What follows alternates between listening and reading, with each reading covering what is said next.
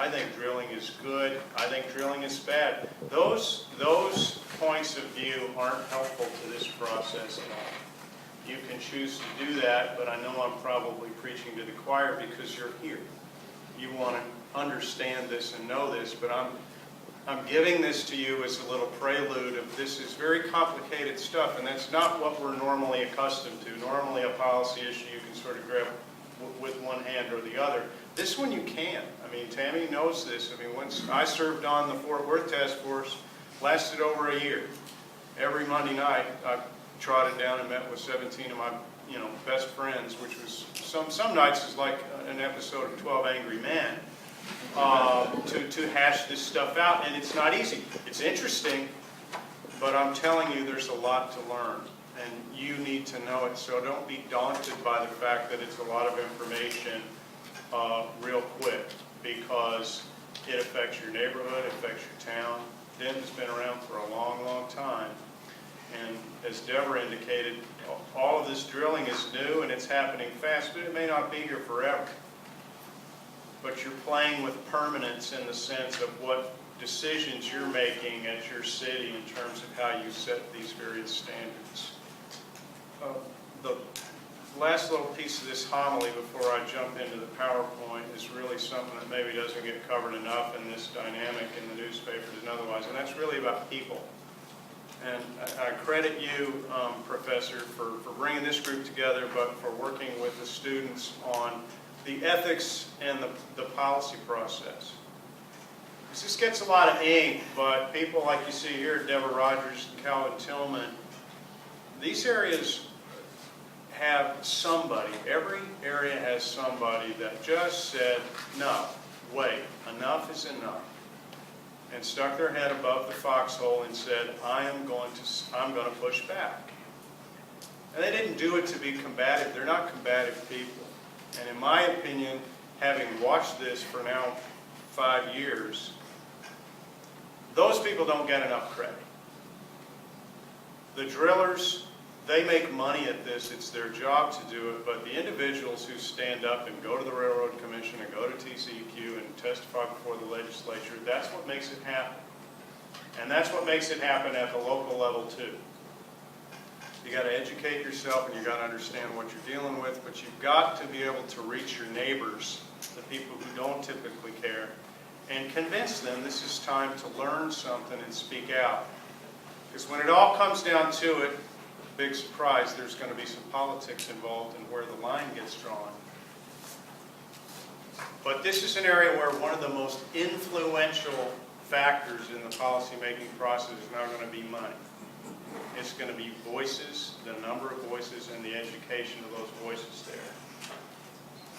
I've been involved in the last legislative session trying to deal with a lot of this stuff. I've sort of dabbled in the federal level and have been immersed in the local level. And I can tell you from my own humble little experience, the best shots you have is controlling these things at the local level through your city. So, end of sermon. And let me cover some of these things, figure out how this works. Okay. The Fort Worth Task Force, I won't burden you with a lot of our process, but there were 18 of us. There were citizen representatives, which I'm very supportive of. I don't know how far along you are in the process of selecting the process, but citizen representatives, and that's people out of a neighborhood who don't know anything about it. You need those people. You need them to be able to understand how complex some of these issues and voice those concerns. There were 4 members of industry who were on that panel.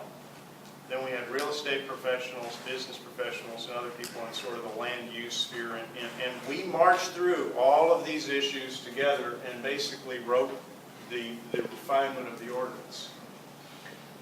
Just to familiarize yourself, there's no, Tammy talked about noise management. You've got, I've read your ordinance, you've got pretty good noise management provisions in there. They can always be tweaked, but they're very similar to what I see in the Fort Worth ordinance and in Flower Mound. You know, compressor regulations, if you're up here in the Denton area, Denton County area, you know what line compressors are. You know those things that look like a school bus, like Calvin Head and Ditch, just right in a row. Those are a key focus. Those things run 24 hours a day, 7 days a week, and they are as permanent gas. So what regulations you have on those compressors is key. Green completion, show of hand, who knows or says they know what a green completion is? All right, thank you for acknowledging that. Green completion is something that we learned about on the task force, and in essence what it is when you complete a well, once you pump all that water and sand and the chemicals down there, fracturing the shale, then sort of everything rolls back, it's going up, but it's like downhill. There's a massive amount of fluid and gas that's pressurized, and it's going to come back up to the top. And that's all this waste fluid that's got to be collected. But it's really nasty as the well's completing itself, sort of clearing its throat. You've got sand, you've got water, you've got the chemicals all coming out. And what we realized, and there's a massive amount of gas that's just discharged and vented into the environment.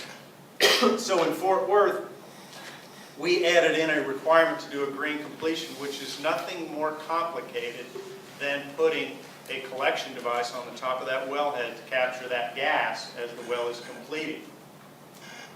Even better news, the gas that's recovered when the well completes itself, you can sell it for money. So, this is one area of regulation where when we plopped it in our ordinance, we actually found out that one producer was doing it on their own without requirement because it makes money. So it's in our ordinance. There were attempts to get it passed statewide, which did not pass. But this green completion is a requirement that should be duck soup for you all to pass up here in Denton. It's easy for them to do. If you needed any other incentive, the EPA has just come out about 3 weeks ago with new proposed rules controlling emissions off of oil and gas facility, and green completions is in big, huge letters. That's where they're headed. So anyway, that's the story on green completions. Ought to be an easy one. Setbacks, you've got a good one, in my opinion, probably better than the one we have in Fort Worth, but you understand that is a question of how close the well bore is going to be to a hospital, to a residence, or a school. Gathering line maps with a well permit. I don't know whether you have that or not. Gathering line is the pipeline that comes off of a pad site that takes that gas and then connects into the spiderwork of much, much bigger pipelines. And what we realized in Fort Worth is they were applying for wells, drilling them, and then they came back and said, oh yeah, we've got to put a pipeline right through there. And so we wrote into the ordinance that they needed, when you come in to tell us you're going to drill a new well, we want to know where those lines are at because we know that you know where those lines are at. Freshwater fracture ponds is just you've got to have a massive amount of fresh water on hand in order to fracture one of these wells. And Fort Worth wasn't my favorite, but this is a series of choices. You've got to have all that water on hand, and so if you don't have a pond that stores the water adjacent to the wells, guess what you get? Anybody? Exactly. Trucks. Lots of them. They're going to haul it in one at a time. So there's a trade-out here, where if you have these ponds, the water is staged there and you reduce the truck traffic. Same point on saltwater pipelines. I don't know whether it's in your ordinance or not, but saltwater is the reference to the flow back, the produced water comes back out of the well. Massive amount of it. Not all of it comes back, but a lot of it comes back. Current choice is really to haul it by trucks. Again, trucks.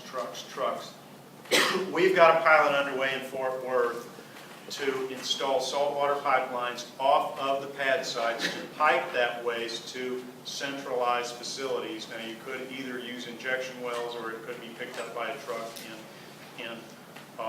and hauled to another injection well, because we've got a moratorium on those in Fort Worth, which may not last.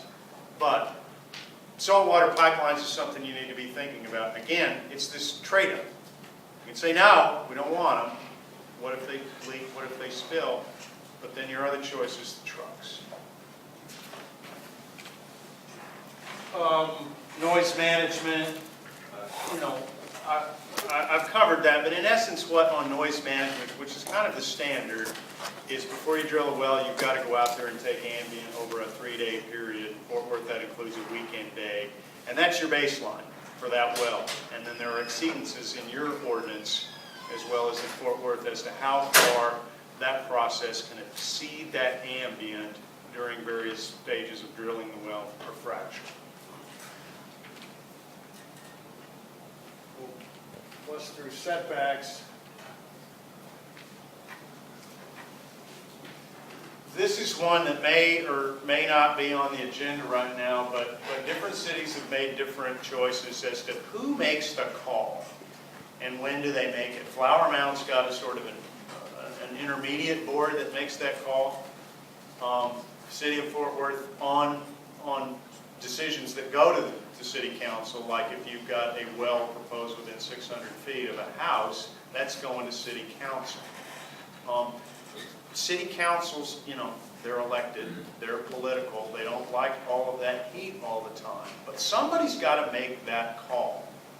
Fort Worth, I looked at their agenda tomorrow for the city council, and this is the way it is in the shale. I think they've got about 4 pipeline issues to grant easements for pipelines. There aren't any wells up, but it consumes a lot of time of your city council and your elected people to have to deal with these issues.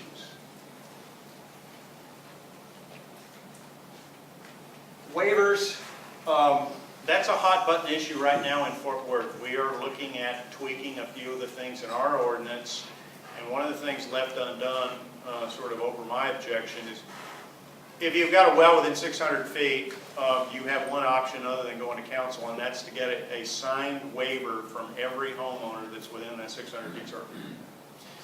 And we recently had one in Fort Worth where reportedly over $100,000 was paid to one property owner. I guess good for them. But then it plopped a well down right in the midst of a very, very dense urban area. Right now we don't have any limits on whether waivers can be purchased or not. I leave it to you. I'd say Jim's view on the world is no. But the big issue on waivers is in the Fort Worth ordinance, only a property owner has the right to grant a waiver. Sounds fair to you. What about renters? What about an apartment complex with 400 people in it? And the owner of the complex is a company in Phoenix. What do you think they're going to say about whether a well can be within 600 feet of that apartment complex? That is an unfixed problem in the Fort Worth ordinance, and something I'd submit to you worth thinking about. A creature that we created on the task force in talking about people, when you've got a problem and it's swelling up and headed towards town council, it's a well or a pipeline or a compressor. There's a tremendous gap in communication that exists and information that exists. And we created what's called a gas drilling review committee that looks at high impact wells, that looks at truck routes and pipelines through residential areas. Because that's a time period. When you go up to council, it's just sort of, it's on Tuesday night and it's a dogfight and busloads of people show up and the industry shows up and you just sort of flip the coin and see what happens. We wanted to have something that was a little less passionate and more open effort to figure out what's going on and possibly allow citizens to show up and try to affect some change in industry's plan.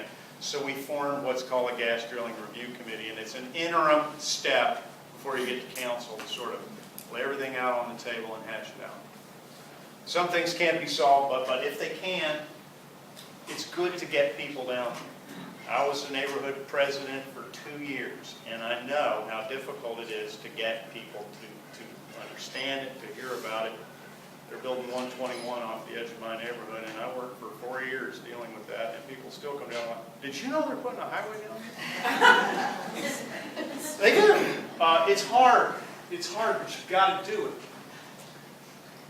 Pipeline ordinances. Pipeline is one of the knottiest issues there is because it's eminent domain. That's a whole different area of law than just this drilling law.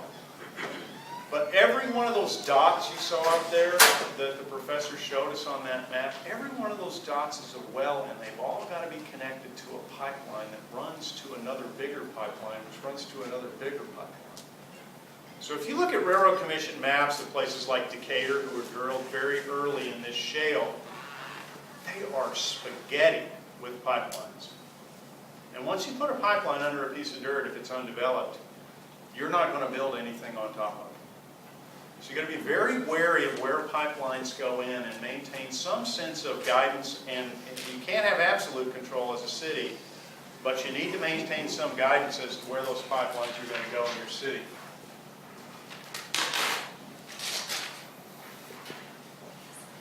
This, to me, is the biggest single issue in this entire hydraulic fracture, coast to coast, Pennsylvania to Texas to Colorado.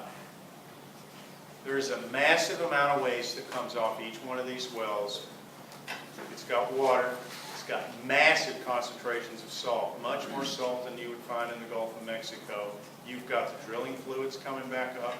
Query what some or all of those drilling fluids are. And you've got hydrocarbons. You've got residual hydrocarbons coming up with that. And what we are doing in Texas, the state of the art, is to put it down injection wells. And we sort of have concentrations of where these injection wells are, and so these trucks are running to the injection wells, and they're pushing it downhole into the saltwater formation. Out of sight, out of mind. This is one of the issues in front of your city to look at. And although some operators have experimented with recycling, it's out there.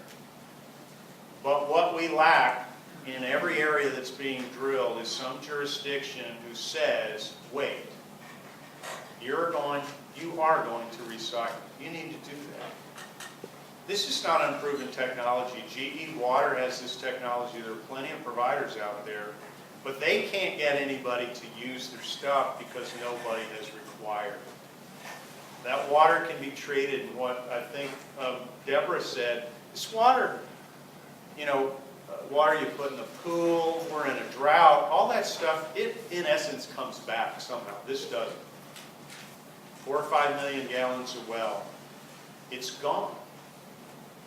Because 40 to 50% of it is going to stay down in the formation, and the part that comes back, you're going to haul 15 miles down the road and push it down an injection well under pressure. So you're losing a lot of water. So I encourage you as citizens to encourage your city to look at alternatives. The industry will say it's not cost effective, we're still experimenting, but somebody's got to say, wait. Because there have been disastrous results in Pennsylvania and in Arkansas because no one said you need to do it differently.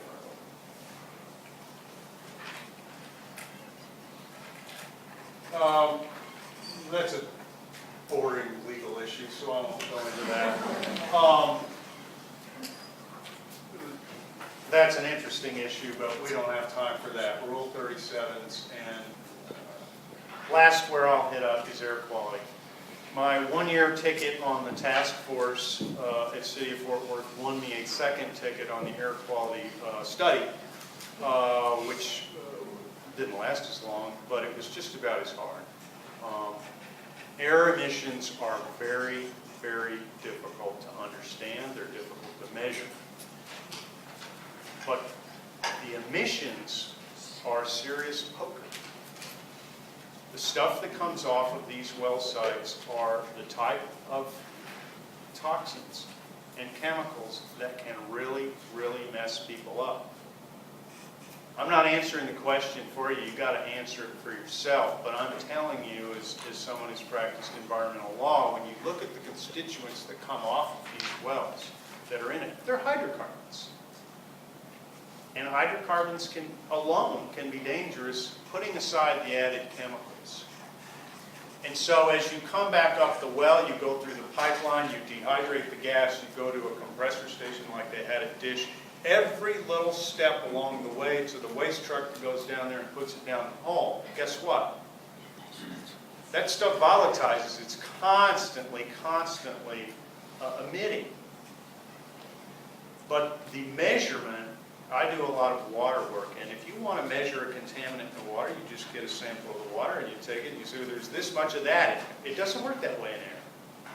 I asked the toxicologist, can't we just take the air and say, no, you can't do that. It involves math, lots of math. Because you capture the air, then you take it, and then you got to average it, and then you got to analyze it, and then you put it with relation to a standard. It's very difficult for people to understand. But we've drilled a massive amount of wells here in this side of the Metroplex on top of challenged air quality. So I encourage you to look very closely at air emissions, which is a very, very emerging issue. Don't assume that TCQ's got it handled or EPA's got it handled. I've way overstepped my time. I appreciate your patience. Thank you.